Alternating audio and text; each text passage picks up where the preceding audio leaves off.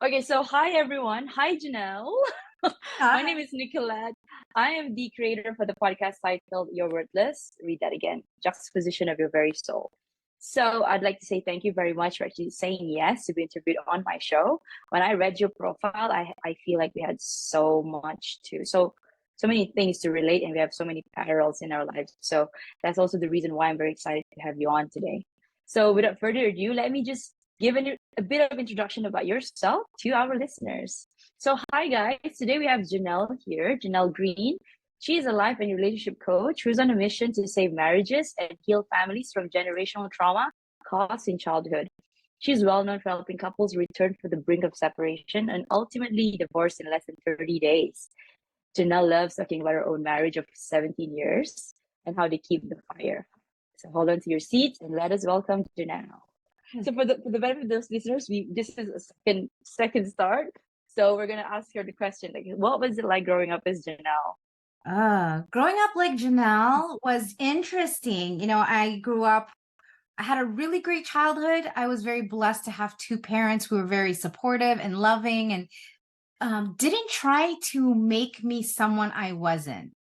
I knew very young that I was not meant for the usual journey of a life. I don't know. It's hard to explain. For example, I knew when I was young that I wasn't like other little girls. I didn't think about, you know, um, having babies and, I thought about like changing the world. I thought about performing. I was a performer. I was a dancer. I was a singer. I was a pianist. And um, I had a really, really great, had really great role models. And then around the time of I turned 9, my family went through a really dark time. My dad decided to have an affair, and my family was split up, and that was sort of the beginning of this new person that I had to become in order to survive being the eldest, being only 9 years old when, watching your dad leave, and he moved out and had another family, and then being with my mom during those times. I remember memories of being at church. Like almost every day we would be at church and there would be my mom on her knees praying for her marriage. And, funny enough, 3 years later, my dad actually comes back and asks forgiveness from my mom. And my mom said yes. And she said, under two conditions. Number one, that you never go back. And number two, that we just forgive each other and we just move on with our life and just be happy. And they stuck true to their word. They never fought about it. My mom never brought it up even when they were fighting, and even when my dad would bring it up because he felt bad or whatever, she would be like, no, we're not doing that, you know. And so Wow. it was a very hard time, and I had to grow up really, really fast. And what I discovered later on were, after all of this happened, I realized that that 9-year-old, even though we had gotten our happy ending and my dad came home, there was this part of me that felt left and abandoned and betrayed. And the person that I was, a daddy's girl, so the person that I love the most, like, just walked out, just left. And Yeah. so even in my 20s and my 30s, as I was going through relationships and I went through my first marriage, I realized that a lot of my own lack of love for myself was still coming from the memories that I had, being that 9-year-old, watching my dad leave, going into a car that I didn't recognize, and thinking in my 9-year-old brain, my dad doesn't love me anymore. I can't trust people, and everybody I love will leave me. And so I really could see how that thought pattern stayed with me in my subconscious without even realizing that that was happening, until I got married the first time and everything just started to break down. And I just had to look at myself and be like, what is that? Like, there's no coincidence. Like, there's something about me that is creating and manifesting like this in these relationships, that I'm attracting men that treat me terribly or lie to me or abuse Exactly. me right? And so It's that like was, the projection, right? yeah, and so that was it. But like even now, here I am, you know, I've had a business where it's really based on love, because I think there's not enough, A, there's not enough love in the world, and B, there's not enough people who know how to listen. And so, you know, as a coach, I really work with individuals who are feeling really, really stuck, and they really want to find love and freedom and joy and all these things, but they just don't know how. And so I feel like as I help these people, I also am healing myself in this work, you know? And so I just feel like I've always been this unique person who always, if everyone said, okay, everybody needs to go left, I'm the one who's going, well, what if I go right? Yeah. Well, what? Yeah. Right? I just want to check out what's happening in the right side. Yeah. Like I'm just kind of What's curious. happening at that fork? Yeah. Yeah. And I think too, it's like I have my mom, my parents did a really great job of solidifying my values and making me really clear about who I am. And so when everybody was going left, I knew I didn't want to go left. I'm like, well, why do I have to go left just because everybody else is going left? And so I feel like I've led my life that way. And not to say I haven't hurt people or I haven't made mistakes, but it is authentic to who I am.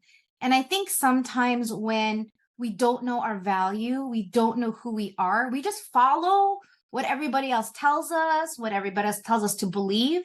And I think I've always been a good girl, but in the back, there's this rebel girl who just like wants to do everything backwards because it's way more fun. Watch me.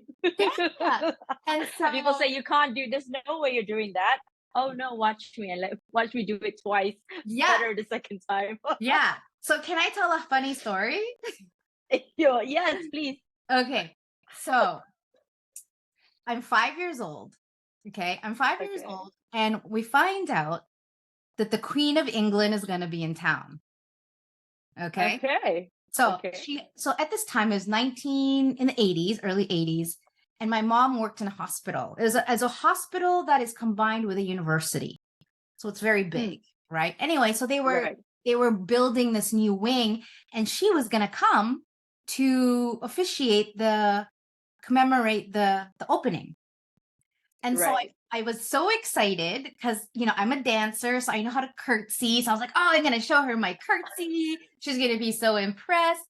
And my mom got tickets, or not tickets, but, you know, heard that she was coming. So we were able to go and see her. So anyway, so we're driving. I remember it was like a cloudy day. I think it was March. And we passed by a grocery store. And I said to my mom, we have to stop and get flowers. The Queen, I'm going to see the Queen. And, you know, and I was watching on TV, right? All the kids, the flowers. And so I was like, that's going to be me. And so Yeah. my mom goes, you're not going to meet the Queen. I said, how do you know? I said, and if I meet her, I have nothing to give her and I'm going to look so bad. So she goes, okay, Oh, fine, fine, that fine. is so sweet. You So so she young and innocent. so she goes into the store and she buys the cheapest flowers she can find. I think it was like $2, right? Just like these daisies. Because she just wants to shut me up, right? So Yeah. so we get there and there's this corridor that she's gonna walk through, and there's these pillars, and they put like yellow rope so that people don't pass. And of course, I'm Yeah. little, so the rope is, you know, above my head at this point. But I'm with my Yeah. mom, I'm with my sister, and I'm with my aunt. And so the security came through and they're, you know, warning all the parents, make sure your children stay, you know, behind the line. The barrier. Yeah. You know, right. I mean, I didn't hear it. So anyway, so we're You went waiting. exactly the opposite of Yeah. that. So You we're did exactly the waiting. opposite of that.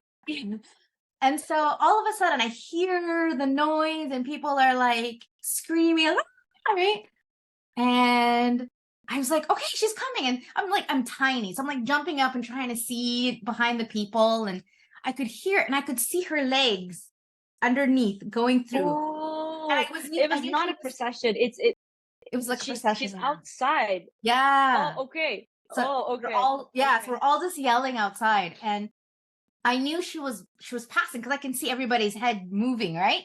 Like she's passing. Right. Like I remember, I remember having this thought, like, oh my gosh, I'm missing my chance. I'm gonna miss her. This is my yes. I'm It's the never gonna opportunity have of a this chance lifetime. again. So I remember having this thought, Good, like, that's do I right. go? Do I stay? Like, and I was just like, Yes, and I just like you I win. ran after Oh her, shit. and and all of us, there's like 30 people in her entourage, like police, RCMP, her people, right? And they all turn around and then they're like chasing me down this thing. And so she turns around and she sees me and she tells everybody to kind of just, relax. So Stop. she comes back. What? I'm standing. I'm just standing where my mom is. So just like maybe 5 feet from the rope. And so she comes, The yell, yeah. yeah. So she comes back to me. Imagine my mom. She's just holding the camera, like, huh, huh. She can't even take a picture. She's like, what is So happening you got, right now? so you, So anyway, so she comes. so you got the Queen of England to stand right in front of you, in front of your mom, and she froze. She I would froze. froze. I would And freeze as so well. and so she comes over and she just looks down at me and she goes, hello. She goes, are these for me? Are these flowers for me? And I said, yes, Your Majesty. And I did my little curtsy. See? Demo.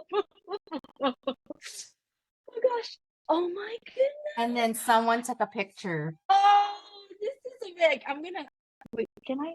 I'm gonna screenshot.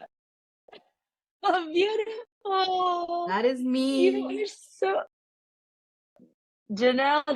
That is once in a lifetime experience. I am so happy for you. Oh my god! But, Congratulations. thank you. But when she died, I had this in my garage for 20 years. I don't know. But when she died, I remembered and I went to go look for it and I found it.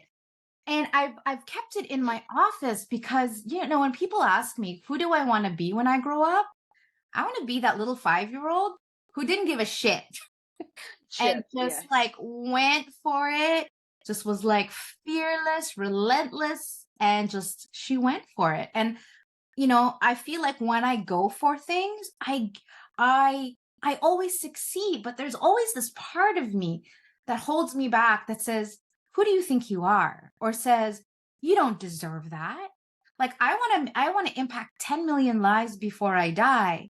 And there's this part of me that says, of course you can, Jeanell. And then there's this other part of me that says, on drugs, right? What makes you think you're going to do that? And so, I love the title of this podcast because I feel like that's a lot of the conversations we have is around worthiness. I'm not worthy to have this amazing marriage. I'm not worthy to be happy. I'm not worthy to help so many people. And what I'm discovering is like, well, what if it's not about being worthy? What if it was just a commitment that we had in the world? And who cares if we're worthy or not? Like, why do we need to wait until we're quote unquote worthy or ready or deserving to do the things and to go after the things and to open our heart in ways that we want to? Like, what are we waiting for? Because we're never going to get there. It's like saying, well, I'm going to wait till I'm perfect. Well, you're going to die before you're perfect. Yeah. You see, I mean, the first introduction, even it's like the whole gist of our topic today. Like, I don't know, this affiliation that I sense with you whenever now that you spoke about a lot of your life experiences, but I could relate so much. Like, I'm a person since I was a kid. I I'm the eldest too. So my dad has always been very big on asking me and my sister to study. Okay, so that's like, okay, you gotta study this, you gotta study that. But I always had my own ways of, okay, as long as I'm fulfilling whatever that he wants, but I want to be able to do it my way. And that school of thought has not it wasn't always walk in the park. I got into trouble as well, but I don't think I would want to ever change anything that has happened. So yes, Yeah. I I mean, I definitely went through that too, with like going through like, we're Catholic, and a exactly. Okay, divorce is a so big I no-no. And okay, I wanna yeah. My question to you, actually, the second one is like, what happened in your marriage that actually led to the divorce? If you're willing to share your story, your first marriage. yeah, you know, hindsight is always 2020. And, Yes. doing the work that I've done on myself over the past 20 years, what I can really see was who I was at that time was someone who was so afraid to be alone. And Mm, my dad had just died. And so there was this fear of, wow, what if what if I pass away and I don't have anybody like on my dying days? And so I think I was at that point in my life where I don't know, but like I think a lot of women are like me, that you kind of have this expectation that at a certain age, you got to have your kids, you got to have, like, there's this time machine, or this time, the clock is ticking. And I felt that pressure. And especially being Filipino, we get that starting at like age 15. When are you going to get married? When are you going to have your kids? Da, da, da, da, da. And I was already like 24, I think, at 25 at this time. And so I think that I didn't really think it through. I was kind of like, good enough. Okay, he's got a job, he's good looking, like the little checklist. He was yes, a 9 yes. out of 10, so good enough. But what I really didn't think about was, are we on the same page about everything? About God, about kids, about money, about our life? Like, I was very much into getting into self-development, self-growth. I love to learn how to about transformation. He wasn't into that stuff. I loved going to church and singing. He didn't want to do that. We were just so different. And I think sometimes when you think you're in love, you don't really see how important those things are to you. You're like, oh no, that's not important. I can deal with that. I can Can tolerate that. compromise. You can compromise, but there are certain things about who we are that we shouldn't compromise, especially inside of a marriage, especially in the beginning. And so I Yeah. think that he was just not. So here's the beautiful part about it at the end. The miracle of it is I took responsibility, because up until this point, I had been blaming him. I felt like he lied to me about who he was. It was almost like when we Right. came back from our You felt honeymoon. like you were scammed. Yeah, totally. It's like I we knew. came, I understand that feeling so well. yeah, I felt like we came home from the honeymoon, and all of a sudden it was like he stopped Change. showering, he stopped like going to church, like all Cleaning the of these things. house. He just was like, go to work, come home, sit on the couch. Like that was it. And so I was like, this Yeah. is not what I signed up for. And then we got in a car accident, and so it just made things Mm. worse. And then it just started to snowball. And I realized that I had that it was like a parent-child relationship. Like I'm the Oh one my telling him, go take a God. shower, go take a That is shower, please take a so shower, you smell, you know? And that's not what I wanted. But anyway, where I was, don't go my yeah. tangent. But at the end, I really was able to do the work, to look within, to take responsibility for my part, for my choice in marrying this person. Yeah. And I was able just Yeah. to say to him, listen, I have not been a great wife to you. I've been very judgmental. And you know what? You're Right. actually pretty great the way you are. Because I was just making him wrong. I'm like, I don't like this. I don't like this. Like all these things wrong Yeah. about him. That is Right. yeah. And I said to him, you know what? Yeah. You're great the way you are. It just doesn't work for me. Just not for It's just not a me. match. Yes. Round hole, square peg. It's just Yeah. right. And so we were able to divorce. I think it costed us $80. We didn't need Amicably. lawyers. What's that? Amicably. So meaning you Yeah, guys, it was amicably. like a mute. Yeah, I mean, he wasn't happy about it, but there Yeah, wasn't. but It wasn't lawyer, and we didn't Yeah. have kids, so that was, it didn't really matter that much. So luckily I didn't invest so much time into this marriage that we had like property and kids to deal with. It was actually a clean break. But it was in doing the work that I realized that I didn't know who I was. I hadn't healed so much of my wounds, and so then I was looking for someone to fill the gap in my heart, when really I had to be able to fill my own heart, my own gap in my heart. And I think that's a lot what a lot of couples or a lot of women do in relationships, is they feel so unworthy and they expect their partner to be the one to make them happy, but they don't know, and they have their own problems. Like, don't expect them to be the one to be your source. And even if you say, make me feel better, the only person who actually knows what you need to feel better is you. So to expect someone to say, you should read my mind and you should know what I want, well, then they attempt it and then you go, that's not good enough. And then they just No. feel they can't win. Right. So I think that's, part of if anyone here is listening and having, relationship issues, this is the thing, is that we have to stop blaming other people for how they are. That's just how they are. That's how they always, Yeah. before you came, this is how they've always been. And now you want to change them. And that's what I saw about my first marriage too, is I wanted him, I could see the potential, but what I was living into was the potential, not the person. Exactly. It's like the thing that you could actually change them because you see so much potential in them, and then once you're in it, you'll see themselves. So no matter how much effort you put in, if they do not want to move, you're just not in a position to do that. And if they ever so believe they will and can change, it is up to them.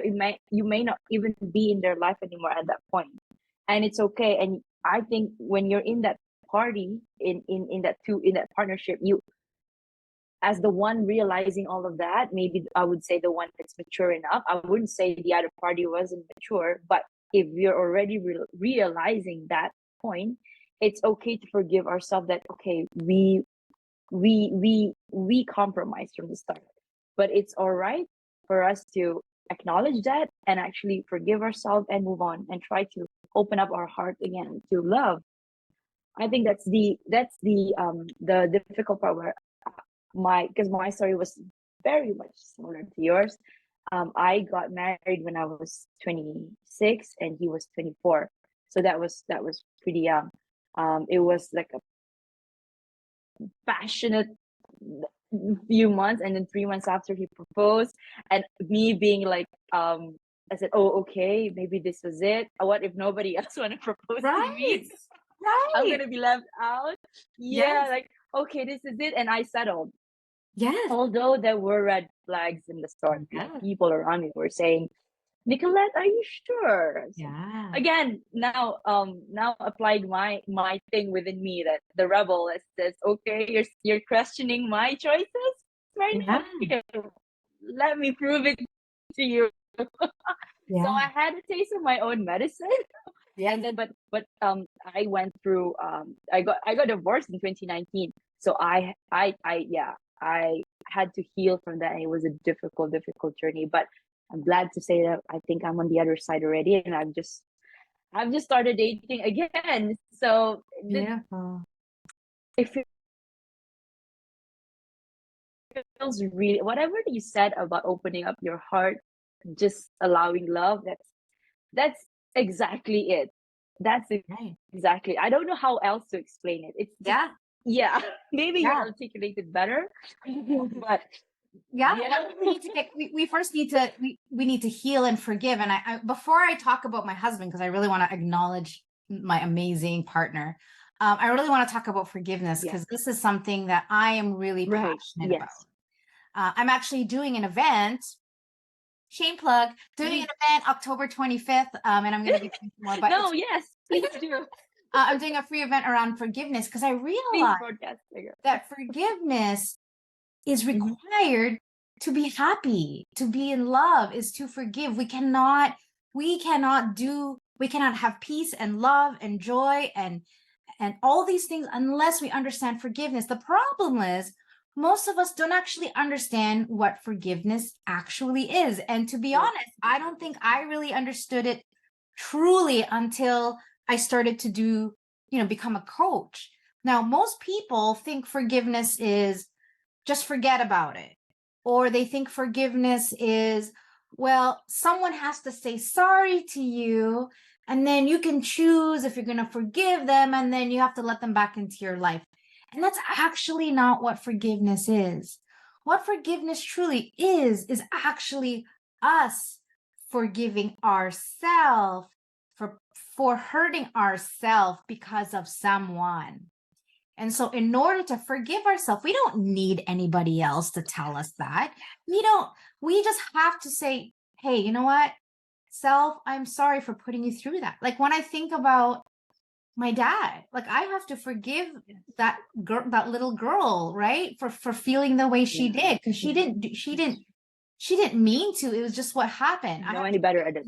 Yeah, I have to forgive myself for getting into a marriage and hurting that person.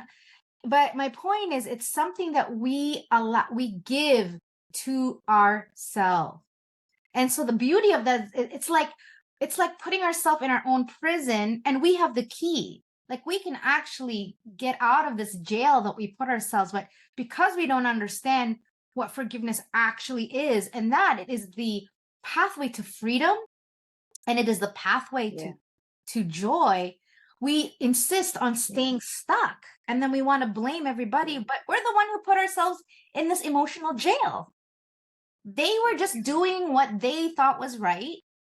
And maybe they didn't think it was right. Maybe they were just being a jerk, but it has nothing to do with you. That's them. That is their karma. That is their path. That is their life. That is their choice. But then the problem is we take it like so personally. He left me. He cheated on me. He hurt me. Well, consider he actually is hurting himself. And I think when we can have compassion for each other, compassion for the other person and ourselves, then we can actually let go and not let the past come into our future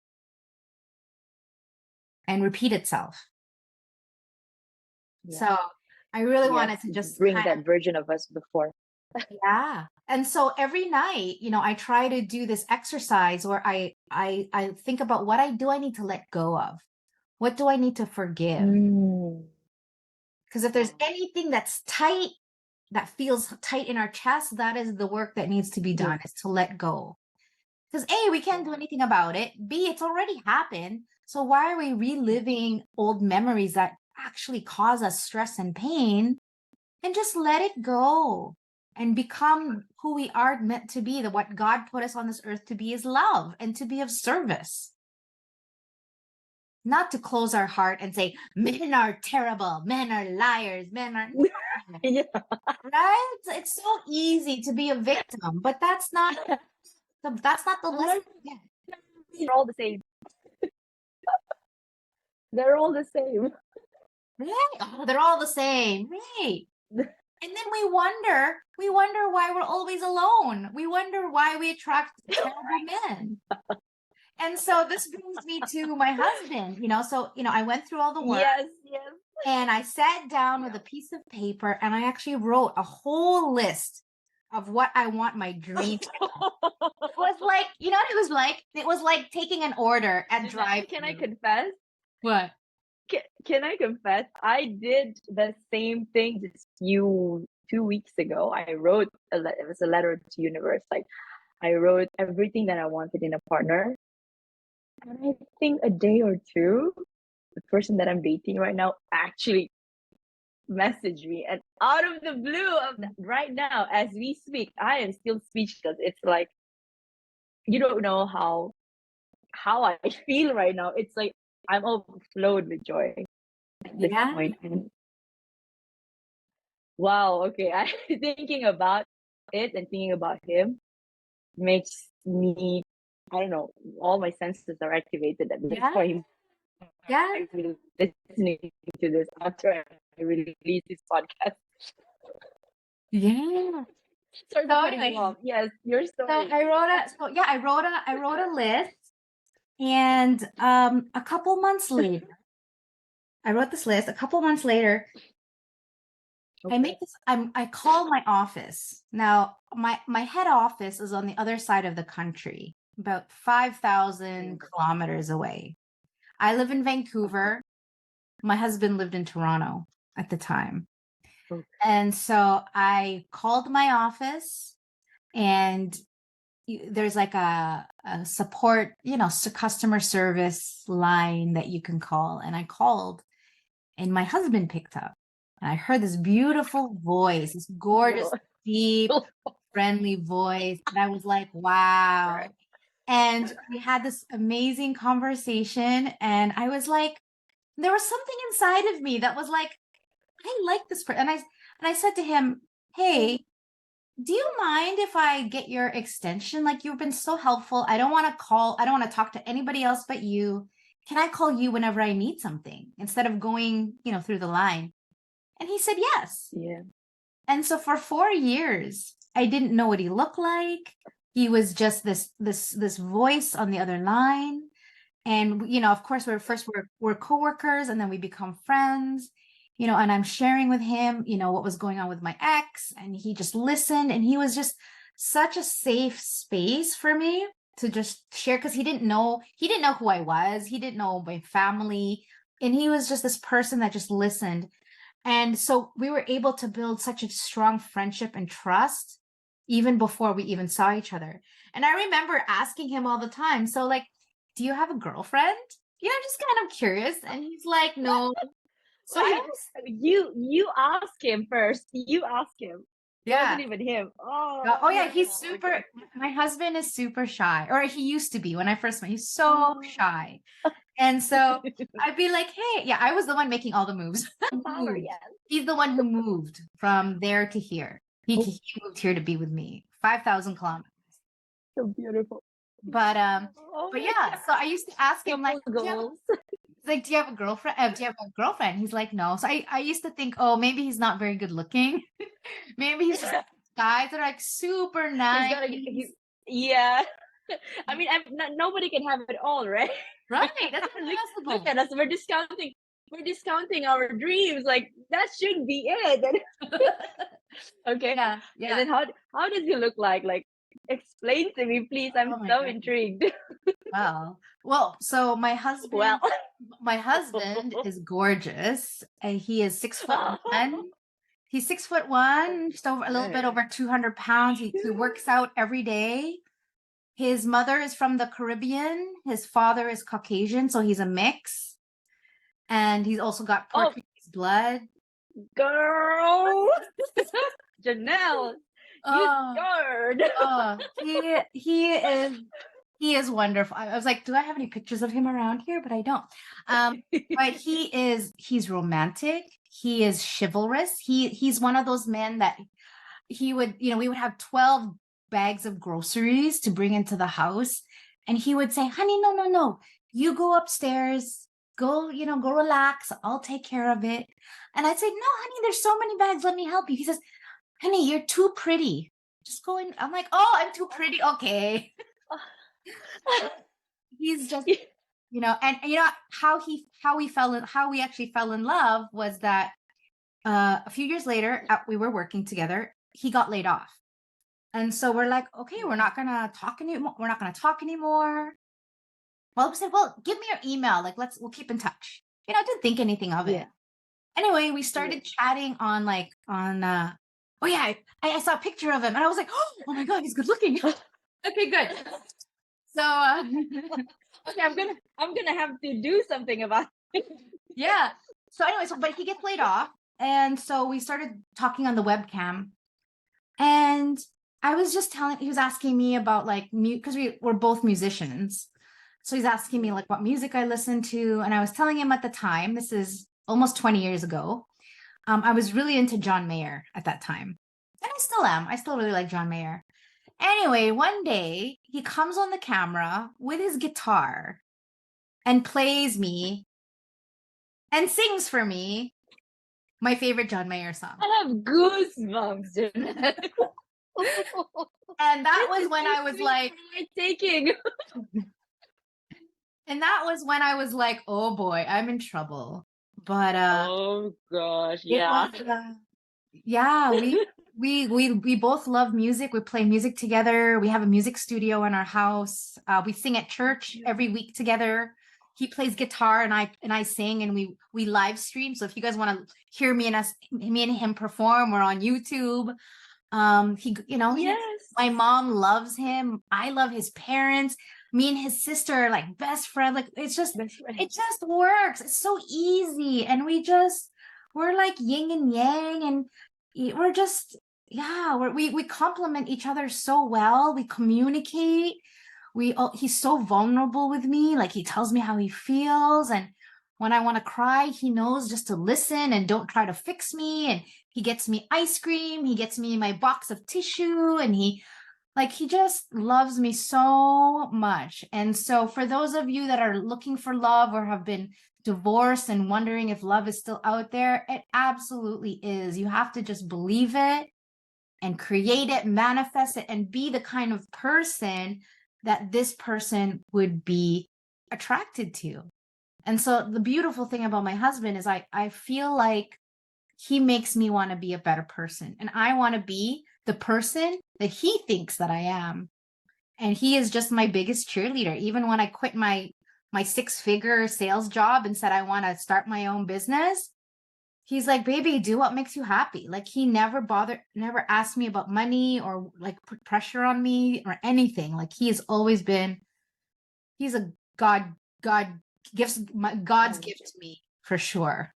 Oh, that is there's so so much I beautiful. could say about him, but yeah, he's pretty That is so he is my inspiration. He is why I do what I do, because I want everybody else to be as happy as me. And it's not that hard. We have just been taught really bad habits about relationships, about communication, about our own understanding our own defense mechanisms. So when we can really understand how we think and how we're different and appreciate each other and be so loving, and remembering that again, that person also has problems, also feels in, has confidence issues, and they also have self-worth issues. And so give them some compassion, give them grace, give them patience, like we would like a 5-year-old. We're so patient with children, and yet we're so impatient with our partner. And then we wonder why we cheat, why we get depressed, why we have divorce. To me, it's not that hard. It's actually quite easy. We just need to learn skills that maybe no one ever taught us. And so that's why I'm so passionate about this work. Oh my gosh. I like we don't even need to go through my questions because you're covering like 80% of it. But it's okay. We'll still go on the question about you leaving your corporate job actually. Yeah. What made you decide to do that? I knew, we all know, we just ignore it. We just ignore the feeling. But for me, the feeling was so strong, I couldn't deny it anymore. And it was almost like, I don't know about you, but I feel these moments. I'm 40. I'm going to be turning 46 next month. And I've found that there are these times in my life where I can feel like I know something is big is about to happen. I just feel it in my bones. Yeah. It's almost like you Oh can my feel God, it, yes. smell the rain. And Yes, so, yes. yeah. And so I just felt it. I was like, okay, something is happening. And I would have these visions of like a door, and I'm reaching for the door, and behind the door is like a bright light. And I know I want to go on the other side of the door because it's like happy and it's like there's love and joy, but I'm scared. And so I just kind of, prayed about it. And then one day I went to see I don't know if she's a psychic or just like she's just very intuitive. And she just said to me, Jeanell, your purpose and your mission in this planet is to bring love and healing to the world. That's your purpose. I said, okay. And then a couple months later, I was sleeping, like napping, and then I just heard someone say to me, you're a healer. And I remember waking up like, what? Who is that? But I remember being surprised. And at the same time, I wasn't surprised. Almost like, yeah, of course, of course. And so I've just, I just realized like I was making 130,000 a year. I was going on a plane twice a month. I had a great expense account, had great clothes, really nice car. Like I had all the things, and yet I was so miserable. I was, and I didn't like the people I worked with. I felt like my job was I wasn't making a difference in the world. And I felt like I was using like 1% of my brain and like 0% of my heart. And I kind of felt like I was an Oh God. imposter. And I was, Oh God. and so here's You're the just thing. hitting all the points in my podcast. I don't even need to speak right now. Yeah. So anyway, I was in this big organization. A lot of people know it's called ADP. It's a payroll company, HR payroll. I won top 1%, and they sent me on a free trip to Bermuda with my husband. And then the year after that, they sent us to Rome. And we got to go to the Vatican. They gave us cash. We got to do a cooking Oh my class in a winery. And yet I was still like, this is great. Is this it? Is this it? Yeah. Isn't it crazy though? Because I'm like, people would kill for this. And here I am going, for this? Yeah. this is awesome. And I think it was because I was turning 40 at this time. And I remember thinking to myself, like, what have I done with my life really? Like, yeah, okay, I have all the shiny things, but what if, like, when my soul goes to heaven, what do I have to say for myself? And so I just imagine myself just, as I'm turning 40, I said, okay, I'm at the halfway point in my life. So when I get to the pearly gates of heaven and St. Peter says to me, Jeanell, what did you do with your life? What am I going to say? And that's when I realized there's something more to this life of mine. I don't know what it is, but I quit my job. I had no plan B. I just quit. And I just said to my husband, I need to find myself. I don't know. I just got to do this. He said, okay. And so I hired a coach, which is how I got introduced to coaching. I did a lot of seminars. I did a lot of healing. And I worked on myself and realized that I have this gift. And I was like, okay, I have this gift. How do I want to use this gift? And then I would just listen to things and hear things and go, yes. And then I was listening to this podcast and the woman said, what is it that people want to know from you? And I said, oh, that's easy. People always want to know from me about my marriage. How is it that you guys are so in love, so cute, so like never fight? How is that possible? It's like, that's what I want to teach. That's what I want to talk about. And now I'm really, been really focusing on forgiveness because I think that is what's missing in the world. And that's why I really want to, be on these podcasts are so important because I feel like I have such a powerful message that people need to hear, and that there are some truths that people don't want to hear, but they need to hear it in order to transform their life, to have the life that they know they want. They just don't know how to get there. This is a therapy session for me. This is a coaching session for me. I'm just so happy we're on record right now because I don't even want to ask you questions. I just want to hear your story. Oh, yeah. Okay. Let's put in the host mode for a while for me. Okay, so why do you think there are so many couples that are getting divorced? Because we don't love ourselves enough, and because we have expectations that can really get us in a lot of trouble. And I talk about, it's funny, in my job, people always ask me what I do for a living. And then, I'll go for a massage or I'll go for I'll hire a personal trainer. And next thing I know, I'm like like teaching, like yeah. And I was like, I just want to relax. I just want my massage. But I love what I'm talking about. So it's hard for me to shut up. I know. But, and I both. I had this 26-year-old ask me, he goes, what's one thing that you can say, like one piece of advice that you can give me? And for some reason, the thing that came out of my mouth was don't have expectations. Because when you don't have expectation, you're always delighted. You're always surprised. And you're never expecting something, because then you're probably going to be disappointed. And so I say to couples, instead of creating expectation, what you want to do is you want to create agreements. So agreements are created inside communication, where you create an intention and the other person says, yes, I agree, I understand, I'm with you. The problem is we create things without talking about it. And then we expect our partner to do the thing that we expect them to do the way we want them to do it. And then they don't. And then we get mad at them. And then all of a sudden our partner is now scared and they have no confidence. So they don't want to do anything because every time they do something, they do it wrong. And then we You're gonna get into that. And so we're like stuck in this vicious circle or vicious cycle. Of blame and not enough. But what I've learned as a coach is that when we feel our partner is not enough, we often also don't feel enough in ourselves. And so we mirror that not enoughness to other people, and they're never enough because we're never enough. We're never enough. Therefore, they are never enough. I love you. I can feel we're besties. Oh my god, if I ever go to Vancouver, I'm gonna have to look for you. You should look me up for sure. Yeah. Okay, so how do we a few more questions before we wrap up because I don't want to take a lot more of your time. I know it's night time on your side. Yeah, it's how almost 10 p.m. here. I'm so sorry. Okay, we're just gonna wrap this up very quickly. How can we stop generational trauma from happening and keep more families together? Ooh, that's a really great question.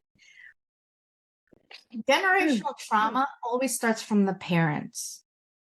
So as parents, we, especially when two people are having they're really struggling in their relationship, they don't realize that their energy, their words, their behavior is being absorbed by the little people that watch you. You are their teacher. Yeah, look at what you are teaching your children. And don't, one of the most things one of the things I'm so grateful for my mom is my mom never told us how to behave. She always showed us. There's so many people that say, say as I do, but don't do as I say. Is that how it goes? Say, don't. Yeah. Yeah. So they're like being hypocritical, right? And so I think we send conflicting messages to our children. And so I think in order to heal that, we need to stop putting our own fears and beliefs onto our children, at least to a point. Of course, that's our job as parents, is to, give them the wisdom. But sometimes we put so much pressure and so much fear into our children that as they grow older, they can't think for themselves. They're so stuck in this old way of thinking, and they don't even know who they are because we've taught them not to trust their own intuition. So they're looking out to the world to say, validate me, tell me I'm doing right, tell me I'm good enough. Yeah. When really that all needs to happen within ourselves. Speechless. That's me when when I am speechless. That's I don't even have anything to that. So listeners, please look for Jeanell Greene. Do you have Instagram? I do. Or LinkedIn or YouTube? Yeah, I'm on Instagram. I'm on Save Our Marriage. I have TikTok, Marriage Rocks. I'm on Facebook.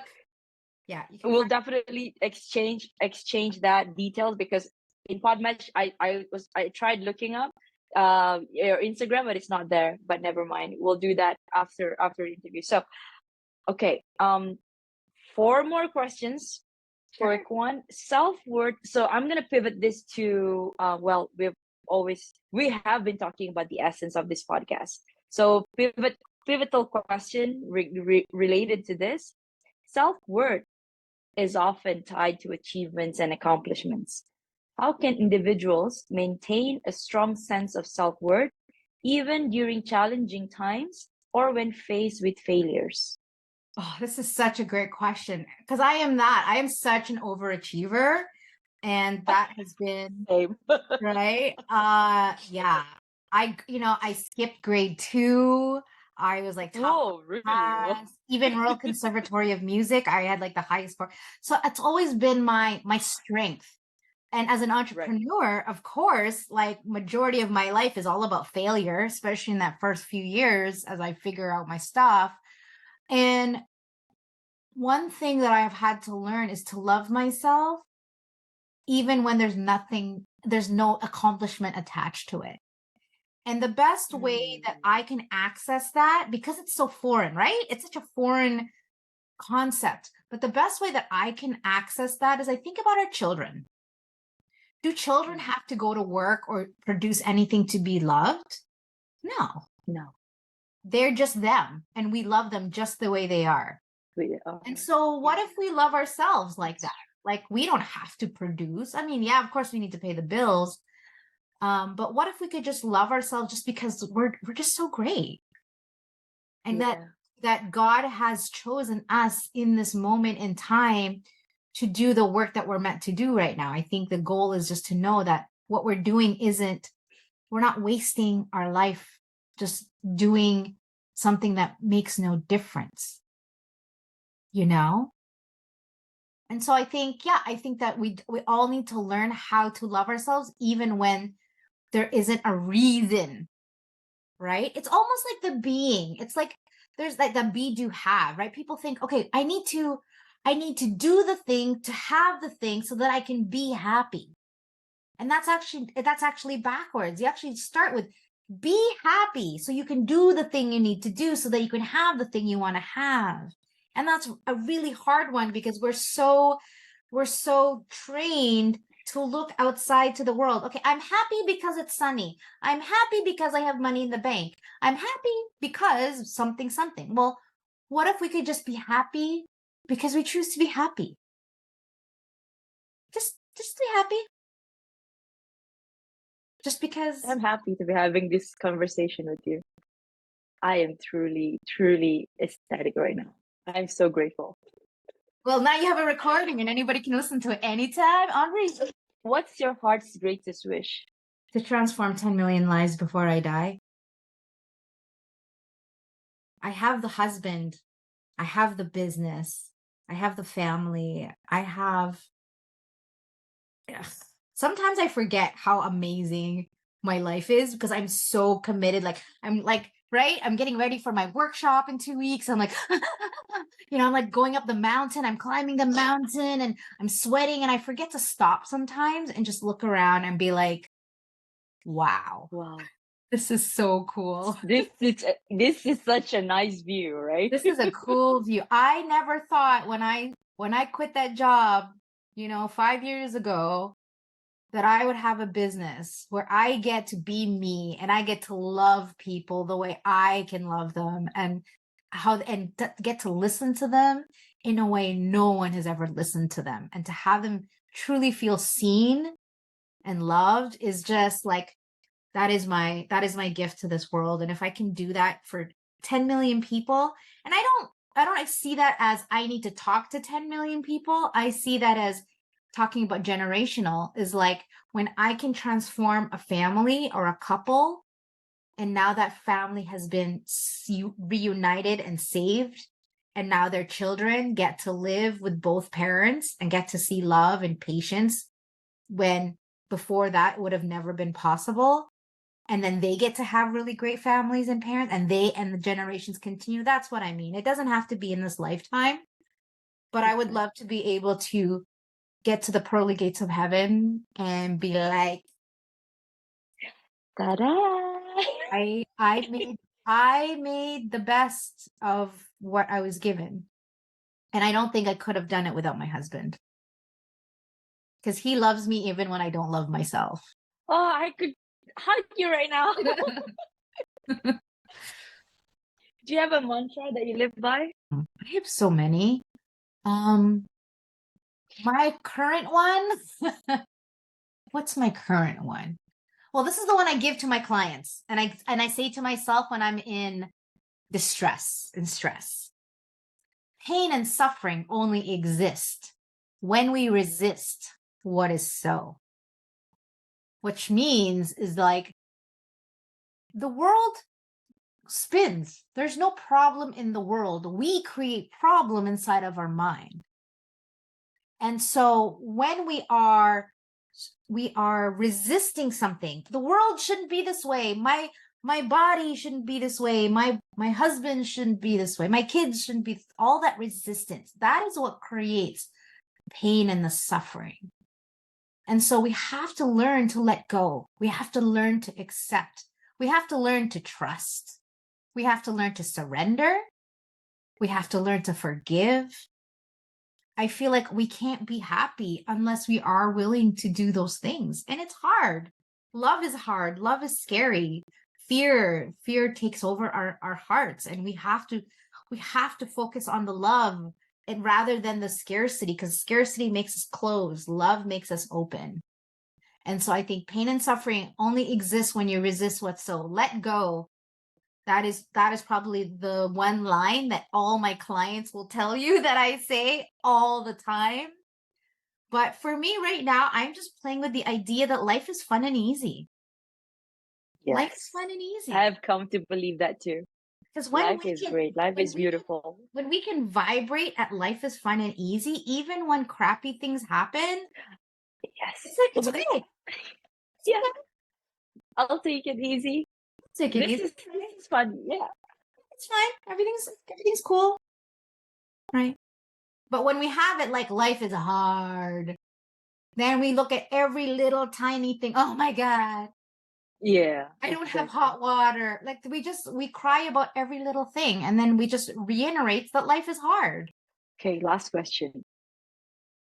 If you could create a quote right now for you to leave to the audience listening and the world as your legacy, what would it be? Do you have another one? Love is worth it. I can tell you have impacted me. So I'm in that 10 million right now. Your statistics. Hey, now it's just 9,999,000. No, you probably already, maybe it's already 10 million. Ooh, no, hang on. Maybe it's already a few 100,000. You don't know. People, yeah. I'm going to publish this, and then people are this is going to blow up. That's why I'm doing podcasts, because I'm like, and it's cool. Like when I see on TikTok and I see like, there's like thousands of people and they're sharing it. I'm like, yes, this is my mission in the world, and I love it. And I want to really create a life that is fun and play and work, and the fact that you can't tell the difference is my goal. Can I say I love you? I love you, Jeanell. It's so nice.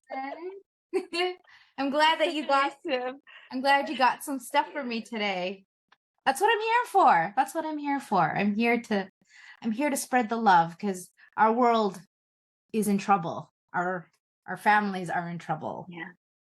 So whatever we can do to save another life, to save another family, to save another family from divorce, right?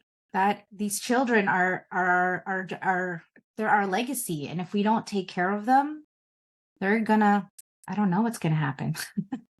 It's scary to think about it, to be honest.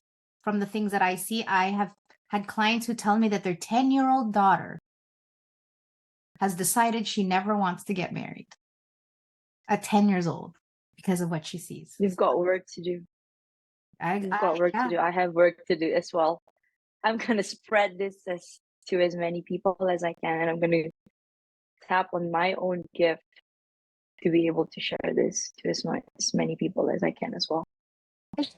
Jeanell, you have been so inspirational, and I love you for that. Thank you so much for coming on to this show, and I would love to invite you over for another topic next time. Anytime. And definitely, for sure, if I do head over to Vancouver, let's keep in touch. Let's meet up. Absolutely. I would love that, actually. Thank you. And thank you for being such a great host. And this was a lot of fun. And I've actually talked about a lot of stuff here that I've never talked about, which is always really great, because sometimes I feel like I kind of, the same questions come about. And so there were a couple that you gave me that were like, I've never been asked that before. This is great. And it kind of makes me think. Really? So really, I'm happy. I'm happy. Thank you, Janelle, for your time. You keep doing what you do. You're doing such beautiful and great work. You're you're one of my role models now. Thank you so much. I appreciate you. Yeah. So okay, I guess this is it. We're gonna wrap up our interview. Good evening to you, Janelle. So I'll see you soon. So the recording, will you be able to share it to me? Absolutely. I will send it